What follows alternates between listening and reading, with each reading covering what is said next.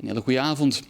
De Limburgse supermarkten hebben 750 jobs openstaan die met onmiddellijke ingang ingevuld kunnen worden. Het uitzendkantoor Flexer verwacht een grote eindejaarsdrukte als de horecasluiting blijft aanhouden. Supermarkten kunnen, net als in de zorgsector in deze coronatijden, wel helpende handen gebruiken. Flexer voorziet voor geïnteresseerden een snelle opleiding die grotendeels online verloopt.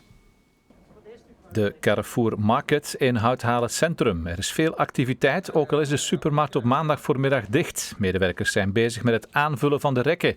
De familie Kretskes, die de winkel uitbaat, kan extra werkkrachten in deze drukke covid-tijden goed gebruiken.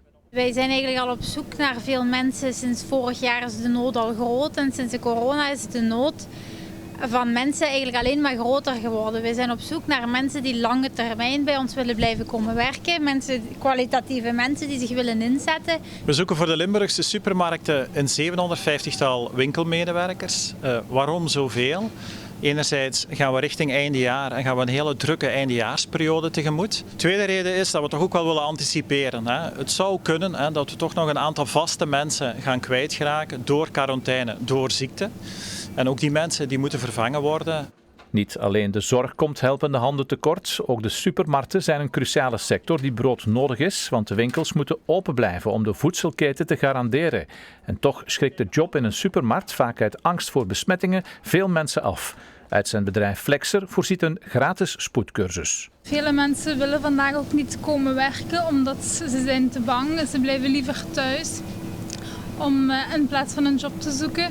Goed door de corona. We hebben een online traject uitgewerkt, coronaproof zeg maar, waarbij we de medewerkers gaan opleiden, gaan bijscholen, zodat ze heel snel kunnen klaargestoomd worden tot winkelmedewerker. Wij houden goed de afstand binnen de winkels, wij zijn helemaal uitgerust en bij ons kan iedereen veilig komen werken. Je hebt toch veel contact met mensen, je komt vaak je buurvrouw tegen of vrienden van je familieleden, dus er is ook veel sociaal contact.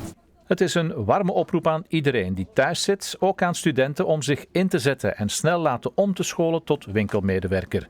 Zo kunnen lange wachtrijen tijdens de verwachte eindejaarsdrukte voorkomen worden.